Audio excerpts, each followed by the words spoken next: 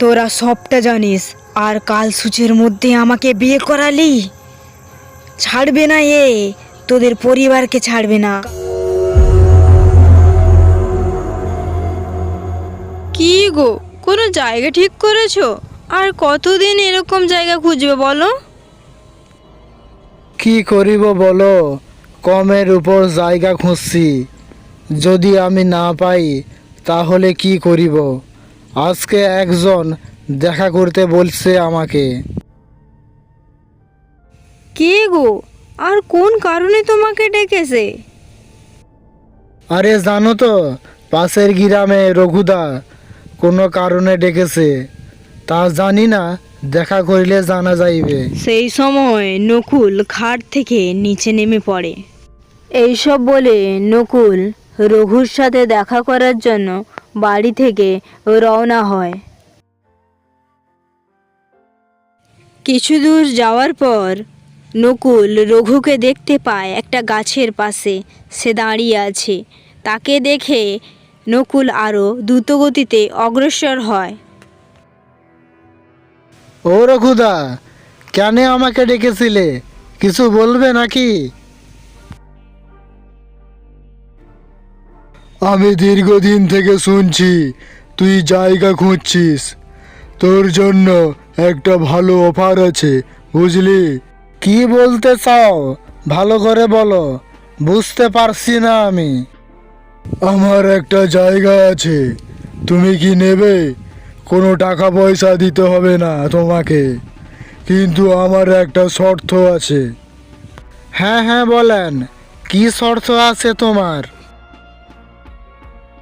তোমার যে ছোট্ট জায়গাটা আছে ওই জায়গাটা আমাকে দিতে হবে, আর ওর বদলে আমি তোমাকে বড় জায়গা দিব।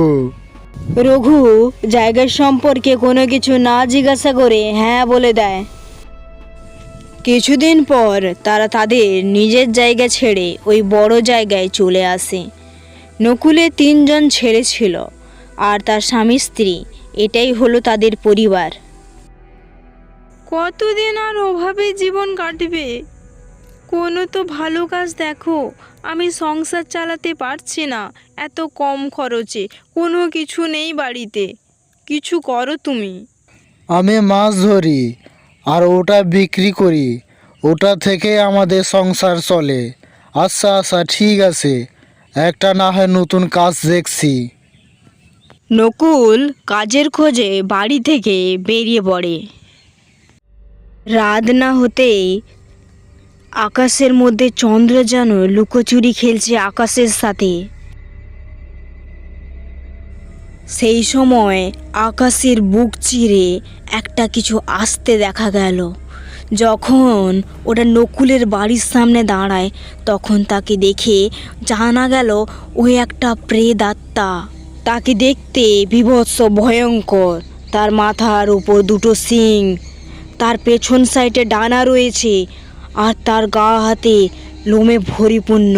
ওই পেতটা নকুলের ঘরে এসে গোপালের গলা টিপে রাখলো, দিয়ে টেবিলের নিচে তাকে জেঁকে রাখলো। সেই সময় মা গো মা, আমাকে কেউ টেবিলের নিচে জেঁকে রাখছে, বাঁচাও গো বাঁচাও মা, মা তাড়াতাড়ি এসো, আমি পারছি না, আমার গলা টিপে রেখেছে। তার মা ও মাসি টেবিলের নিচ থেকে টেনে বের করলো গোপালকে। জানো তো মা, কেউ আমার গলা টিপে ঘাড় মটকাতে চাইছিল, কিন্তু কে করছিল আমি কাউকে দেখতে পাইনি। তুই নিশ্চয়ই নাটক করছিস, সারা জীবন মদ খাচ্ছিস আর মাতলামি করছিস আর ঘরে এরকম অশান্তি করছিস। আর কীরকম শোনাবি, তোকে কে মারতে চায়? তুই এত ভালো নাকি তোকে মারতে চাইবে?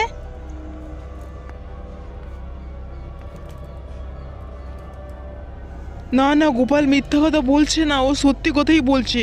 নিশ্চয়ই কেউ ওকে মারতে চায়। সে খুব ভালো ছেলে, কেন তুই ভাবিস সে খারাপ? বল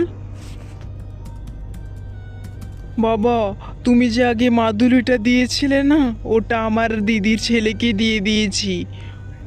আমি তার জন্য আরেকটা মাদুলি আনতে এসেছি। বাবা একটা মাদুলি দাও।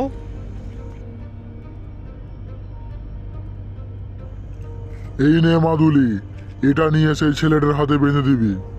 তার মাসি ওই গুণের কাছ থেকে মাদুলিটা নিয়ে গোপালের হাতে বেঁধে দেয়, যাতে গোপাল সমস্ত বিপদ আপদ থেকে রক্ষা থাকে।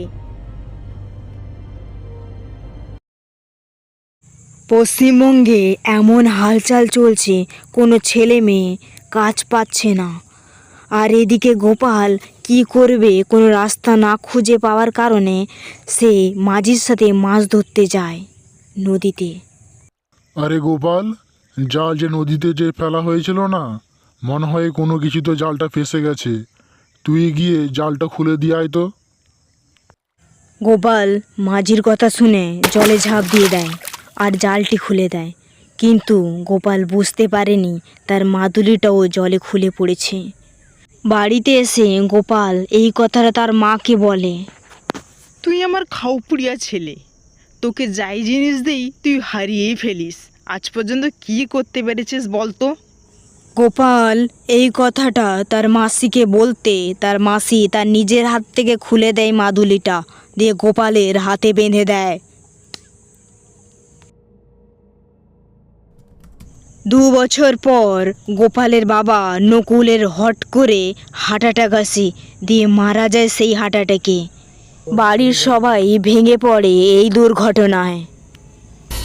কয়েক মাস পর রং নাম্বারে একটা মেয়ে গোপালকে প্রত্যেক দিন ফোন করতে লাগে আর গোপালকে ভীষণ ডিস্টার্ব করতে থাকে। এই ডিস্টার্ব করতে করতে কবে যে প্রেমে বদলে গেল গোপাল আজও বুঝতে পারল না। প্রেম করে তারা বিয়ে করে ফেলে, কিন্তু তারা বড় একটা ভুল করে ফেলেছে। গোপালের বাবার বাৎসরিকও যায়নি আর 1 বছরও হয়নি, তার মধ্যে সেই মেয়েটাকে বিয়ে করে তার বাড়িতে নিয়ে আসে। বাড়িতে নতুন বউ আসার কারণে তাকে বরণ করে সবাই। বরণ করতে করতে তার থালার প্রদীপটা হট করে নিভে যায়। ছেলে আর মেয়ে যখন বাড়িতে প্রবেশ করবে, সেই সময় তাদের পেছনে বিশাল বড় একটা কালো মূর্তি সবাই দেখতে পায় আর দেখে ভয় পেয়ে যায়।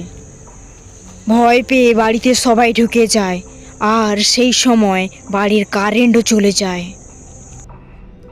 6 মাস পর গোপালের স্ত্রী যখন বাড়িতে একা ছিল, সেই সময় এক প্রেতাত্মা তার শরীরের মধ্যে প্রবেশ করে। সে নিজের গায়ে কেরোসিন ঢেলে গায়ে আগুন জ্বালিয়ে দেয়। দাউ দাউ করে তার শরীরের মধ্যে জ্বলতে থাকে ওই আগুন। তোরা সবটা জানিস, আর কাল সূচের মধ্যে আমাকে বিয়ে করালি, ছাড়বে না এ, তোদের পরিবারকে ছাড়বে না। গায়ে যখন আগুন দাউ দাউ করে জ্বলছে, সে জ্বলতে দিল তার শরীরকে।